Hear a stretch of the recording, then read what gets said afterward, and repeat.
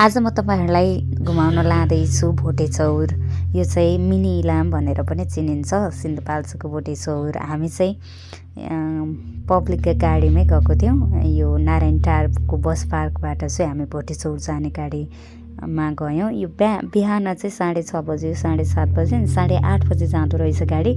हामी चाहिँ 7:30 बजेको गाडीमा गएको थियौँ भोटे चौर पब्लिक गाडीमा नै। बाटो चाहिँ एकदम राम्रो छ है। यो थली हुँदै जाने भोटे चौर चाहिँ थली हुँदै जान्छ। बाटो एकदम राम्रो छ, त्यस्तो बिग्रेको छैन। अनि हामी चाहिँ बिचमा गएर खाना खायौँ। हामी चाहिँ त्यो दिन त्यहीँ बस्ने भनेर भनेका थियौँ। अनि होटलमा पुगेर हामीले खाना खायौँ। हामी होटलमा चाहिँ 9:30 बजेतिर झरिसकेका थियौँ। खाना खाएर चाहिँ अनि हामी गयौँ मिनी इलाम भोटे चौर घुम्नको लागि। अनि हामी 2 घन्टा जति हिँडेको थियौँ। हामी बसेको होटलबाट चाहिँ त्यहाँ पुग्नलाई 2 घन्टा जति लागेको थियो। अनि गयौँ। यो चाहिँ माथिबाट तल चिया बगानको भिडियो खिचेको हामीले।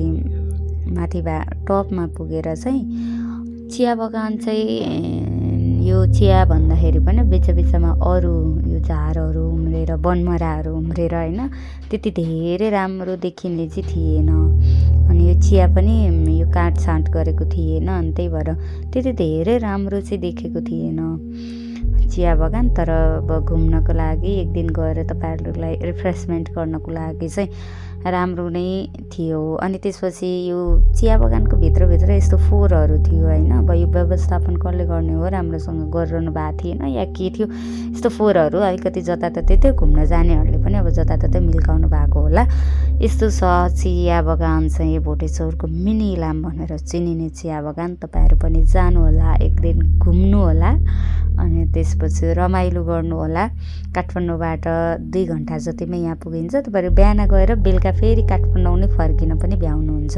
बेलुका 4 बजेतिर फेरि गाडी फर्किँदो रहेछ। पब्लिक गाडीमा नै गएर आउन चाहिँ